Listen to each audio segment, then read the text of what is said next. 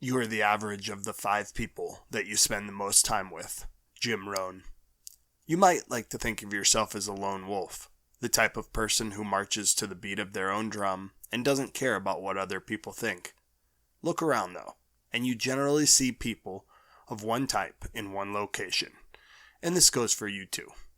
Musicians hang out with other musicians, athletes with athletes, and scientists with other scientists, and on and on. But it goes further than that. Studies have shown that our views about our finances, happiness, fortune, health, goals, morals, and even our mood in general depends significantly on our friends. In the book Uneasy Street by Rachel Sherman, she references a study that she did where she interviewed 42 New York households, all of which earned $250K a year or more, and they were asked and interviewed if they felt like they were privileged. Sherman found a strong correlation between the social circles that these people kept and their outlook on life.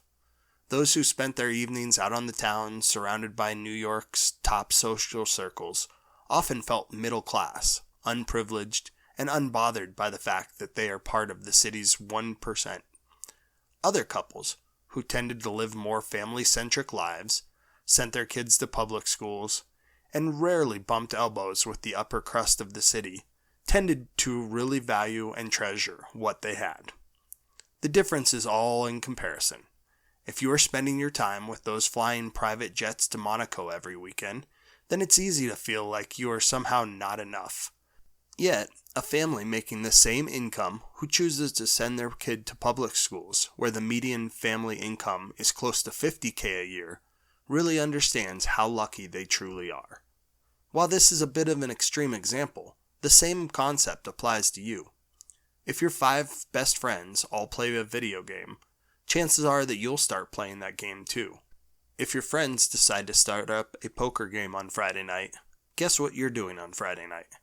And if your 5 best friends are all broke and work at McDonald's, chances are that you aren't a millionaire either. This is why picking your friends carefully is so important, because you are the average of the 5 people that you spend the most time with. Now, it's important to know that your friends aren't set in stone. Most of us will go through a fairly wide range of friends over the years. A perfect example came from my own life. About 5 years ago, I had put on a little more weight than I wanted to, and was spending far too many Friday and Saturday nights at the bar drinking way more than was healthy. I was out of shape, and I was wasting my weekends. Part of the problem was that I was bored at the gym. So I decided to call up an acquaintance of mine who I knew owned a CrossFit gym and drop in for a class. 5 years later, I still attend CrossFit classes almost every day of the week. I even coach at my gym now. Guess what? Most of my friends are CrossFitters too. The people that I was going out to the bars with every weekend, well, they're still my friends, but I don't talk to them as much. I made a fairly major life change, and thus my friend group, almost by default, changed with it. Instead of talking to my friends about the crazy events of Friday nights, I talk to them about the workout we did the day before. When I get together with my friends, instead of eating nachos and drinking beer, we drink water and healthy snacks. Now, I'm not saying for a second that one thing is better than the other. Your friends are your friends, in large part because you enjoy the same things. The lesson is that if you aren't happy with something in your life, a strategy for changing it is to change the people that you are spending time with. Let's say you and all your friends are broke. Your friends have no want or desire to fix this, and they find talking about savings, earning more, and investing boring, or think they can't do it. You may have to change some of the people that you are hanging out with to break through this rut.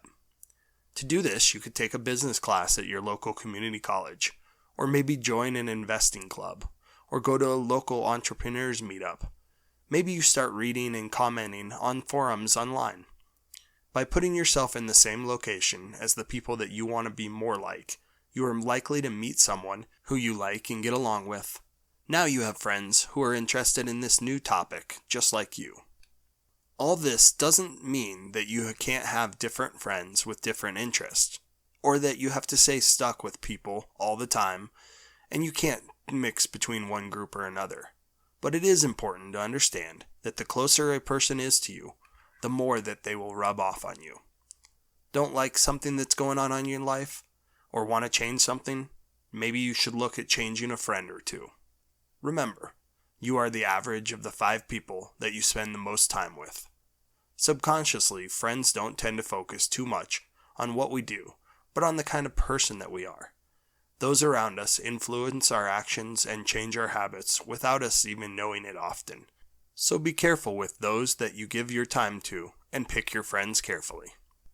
Do you have a book, saying, idea, or concept that you'd like to see us animate?